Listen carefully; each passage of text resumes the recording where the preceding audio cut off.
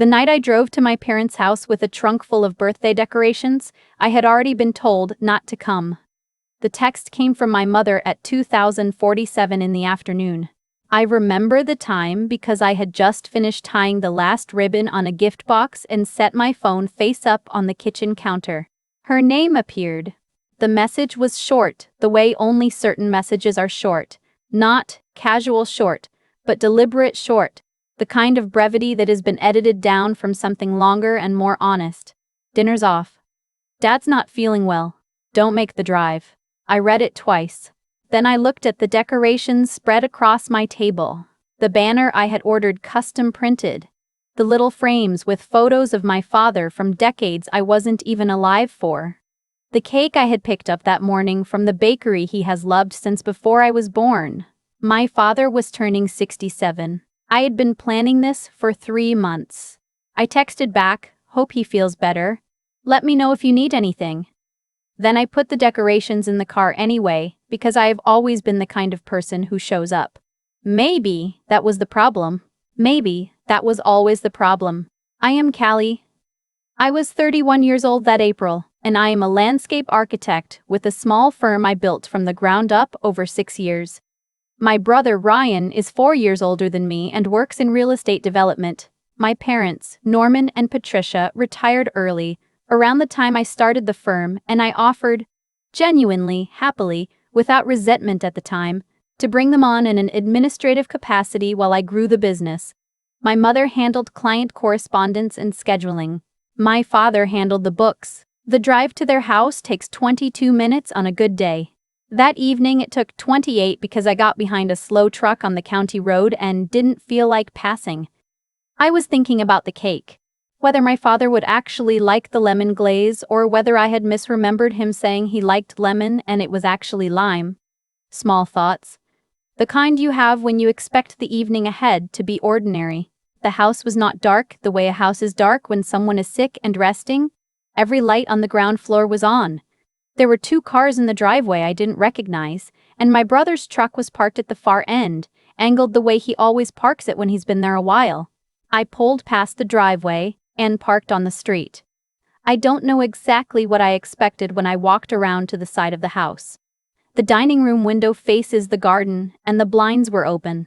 Through the glass I could see my parents at the table, and Ryan across from them, and 2 other people I recognized after a moment as Ryan's business partner and that partner's wife. There was food. There were candles. There was a cake, not the same as mine, a different one, chocolate, with what looked like 67 candles arranged in rows. My mother was laughing. My father was laughing. Ryan was refilling someone's glass. I stood in the garden for long enough that the motion sensor light clicked on.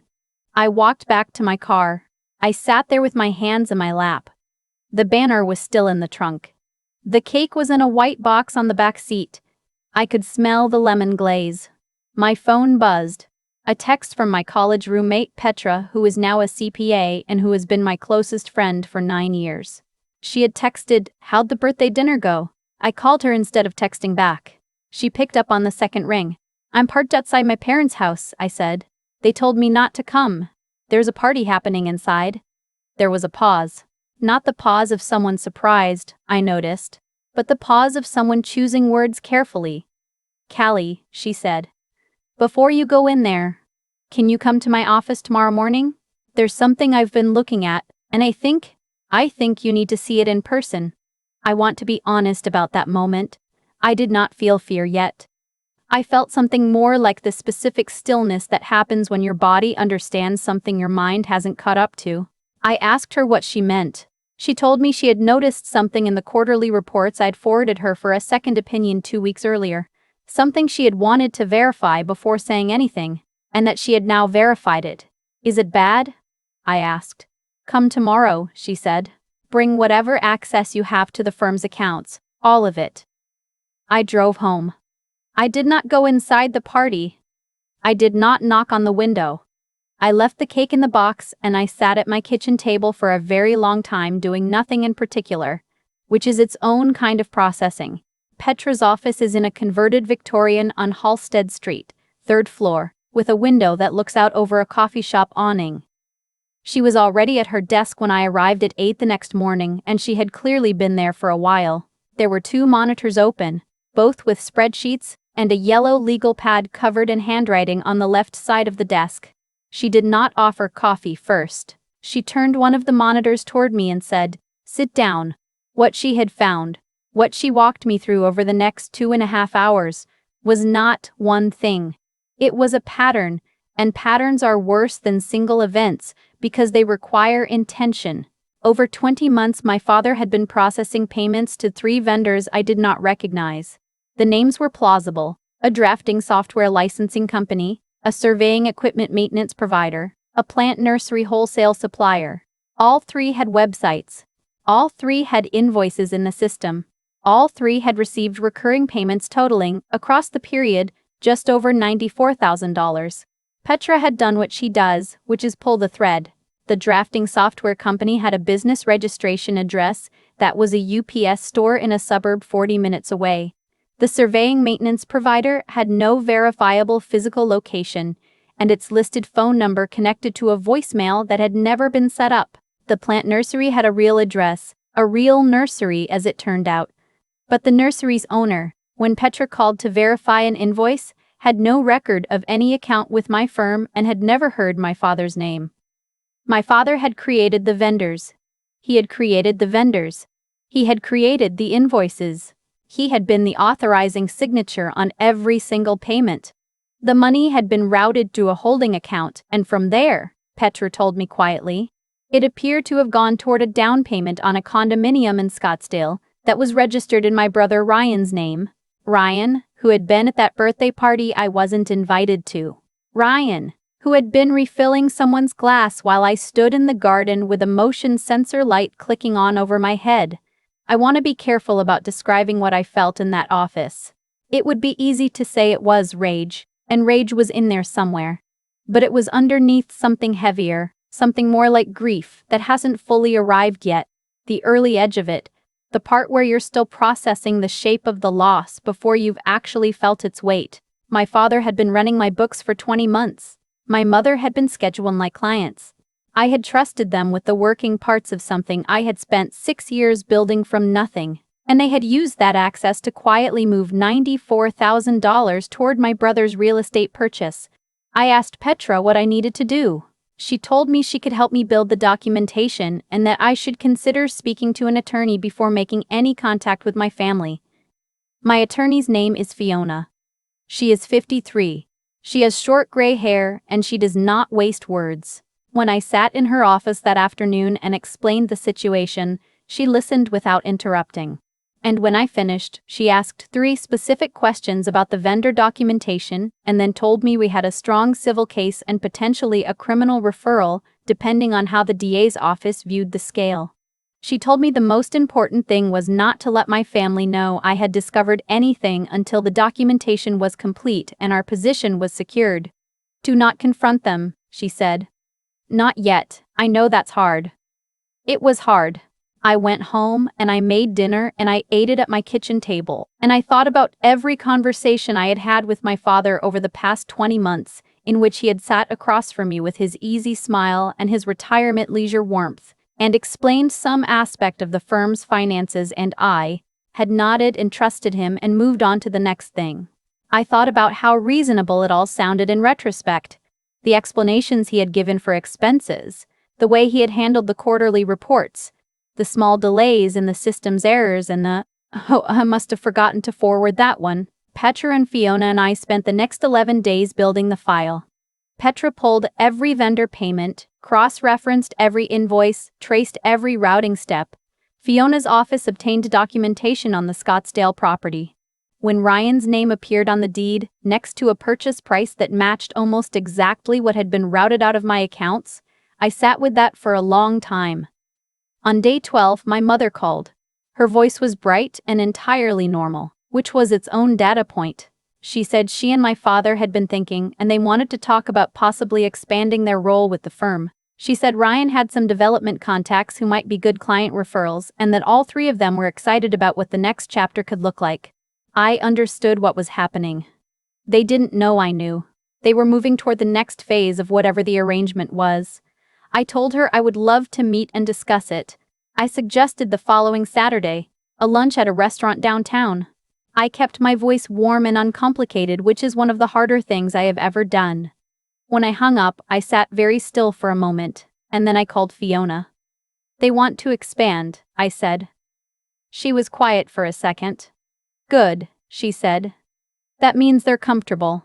We can use that. My firm does an annual client appreciation event every spring. I had already been planning it for weeks. A Saturday evening gathering at the conservatory downtown, the big glass building with the tropical plants and the vaulted ceilings, the kind of space that feels both elegant and warm. About 60 people would attend. My long-term clients, my 2 landscape contractors, my 3 full-time staff members, the 2 consultants I bring in seasonally, and the journalist from the regional design publication who had been following the firm's work. Fiona suggested moving the lunch meeting to the same week as the event. I agreed. Then, after some discussion, we moved the meeting to the event itself. I called my mother back that evening. I told her I had been thinking and I wanted to do something more meaningful than a lunch. I wanted to formally acknowledge my parents' contribution to the firm at the client appreciation event. I told her I had prepared something and that it would mean a lot to me to recognize them in front of the people who had watched the firm grow. Her voice changed in a way I recognized. It got warmer, the way it gets when she believes something is going in her direction. She said I had always known how to make a moment feel special. She said she and my father and Ryan would be there. The evening of the event, I arrived early and helped arrange the room. Petra came as my guest and stood near the back most of the evening, which is her way when she's nervous about something. My contractors were there, my clients, everyone in the easy mood of a spring gathering. I watched the door. My parents arrived together at 7:15, dressed carefully, and Ryan came in just behind them. My mother was wearing the blue dress she keeps for occasions she considers important. Ryan was already talking to someone before he had fully entered the room. My father moved through the space with the comfort of someone who has decided in advance that the evening belongs to them. I watched from across the room and felt something settle in me. Not calm exactly, but the particular steadiness that comes after a long time of waiting. When I took the microphone, the room quieted easily. I thanked everyone for being there. I talked about the firm's growth over 6 years, the projects I was proudest of, the relationships that had made it possible.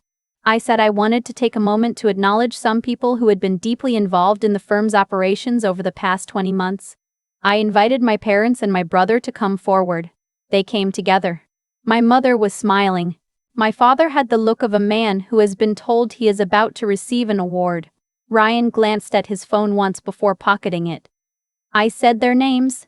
I said I had something to share with the room. Then I nodded to Petra, who was standing by the AV setup we had arranged that afternoon, and the screen behind me came to life. Petra had built the document carefully.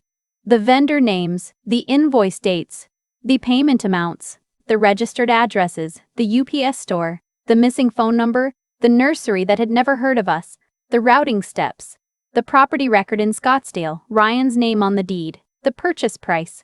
Side by side, organized chronologically, labeled clearly, everything documented to a standard that Fiona had reviewed and approved. The room went quiet in a specific way.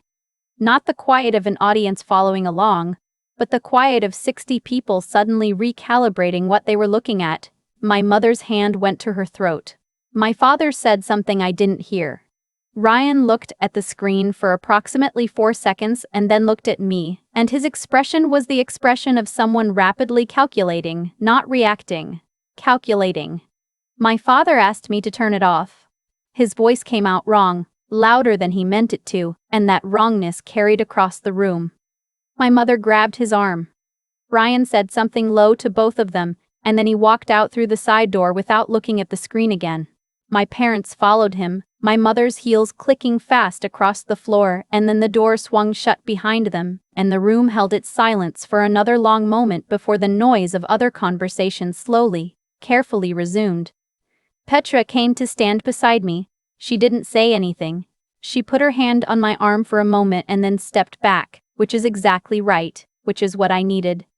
Fiona's office filed the civil complaint the following week. My parents were removed from all firm accounts and access within 48 hours of the event. The documentation Petra had built was clear enough that the recovery process, while slow, was not contested in the way Fiona had prepared for. Ryan's attorney contacted us within 10 days. I will not go into the terms. My mother called me 9 times in the week after the event. My father called twice. Ryan did not call, which told me something about how he had decided to position himself. I answered none of them. My mother left one voicemail that I listened to once, and in it she used the word ungrateful, and she used the phrase, what we sacrificed for you, and she used the word family several times as though the word itself were an argument. I deleted it and did not listen again. Petra came over the Sunday after the filing. She brought groceries and made soup in my kitchen and sat with me while I went through the worst of the mutual relative messages, the ones sent by people who had heard a version of events that did not include the routing documents, or the Scottsdale property, or the nursery that had never heard of us. She took my phone at one point and put it in the other room. She said, "Eat the soup first." I ate the soup. The legal resolution took 5 months.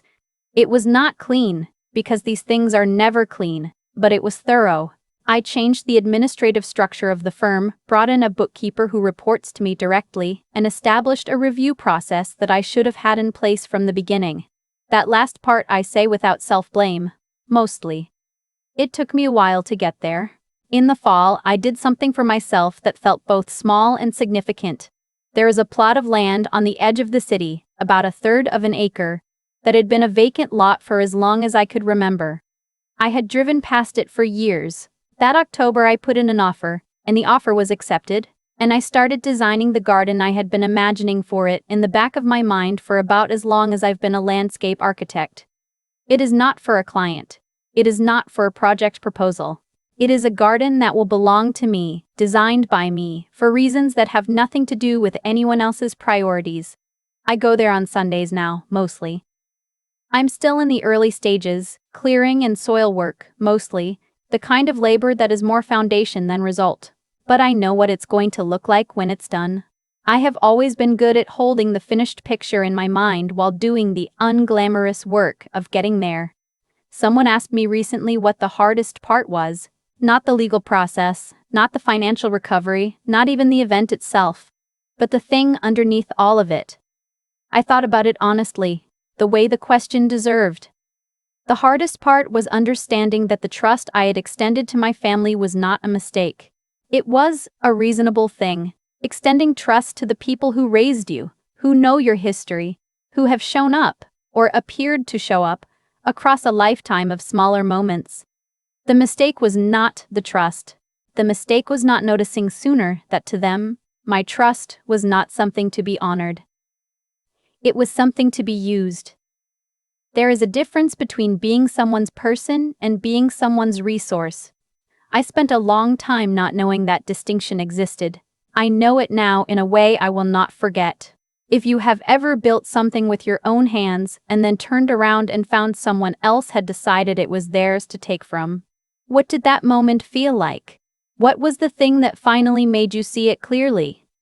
I used to think that the worst kind of betrayal came from strangers. From people who had no reason to care about you and proved it. But that's not actually how it works. The worst kind comes from the people who had every reason and chose differently anyway. What my parents and my brother did was not a single bad decision made in a moment of desperation. It was a pattern. 20 months of choices, made repeatedly, with full knowledge of what they were doing and to whom. My father sat across from me at my own firm's table and explained expense reports he had fabricated. My mother scheduled my clients and asked how my week was going and came to my apartment for Sunday dinners. Ryan texted me happy birthday in March. All of it continued, ordinary and warm on the surface, while underneath the money moved steadily from what I had built toward what he owed.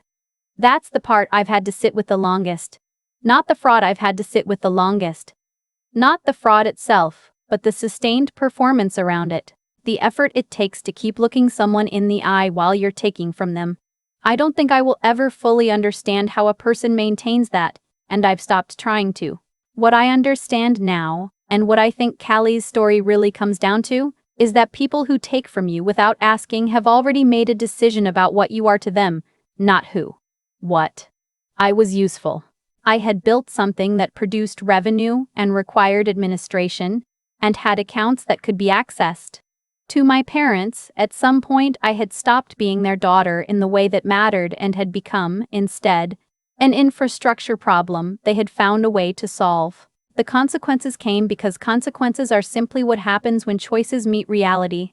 My father created fraudulent vendors and routed money through them for 20 months, and the outcome of that was documentation, a civil complaint, and a room full of people watching the evidence appear on a screen behind his head. That is not punishment in any abstract sense. It is just the shape that actions take when they finally finish moving through the world. What I'm proudest of, not in a self-congratulatory way, but in the quiet way you feel proud of something that actually cost you something, is that I didn't act from rage, I acted from clarity. Petra found the thread and pulled it carefully. Fiona told me to wait, and I waited. The documentation was thorough because we made it thorough, and the resolution held because the foundation was solid. I did not burn anything down impulsively. I built a case the same way I build a garden, knowing what the finished thing needs to look like before I put a single tool in the ground. Resilience isn't the absence of pain. I was in real pain through all of it. It is the decision to keep moving through the pain with your integrity intact, to not become the version of yourself that the people who hurt you might have expected. Reactive, unstable, easy to dismiss. I stayed steady. It was the hardest and most important thing I did. The garden plot is mine now. I go there on Sundays and do the slow work of making something from nothing, which is, I've realized, the only work I've ever really known how to do. If the people in your life see you as a resource rather than a person, the moment you understand that difference clearly is the moment everything else becomes possible.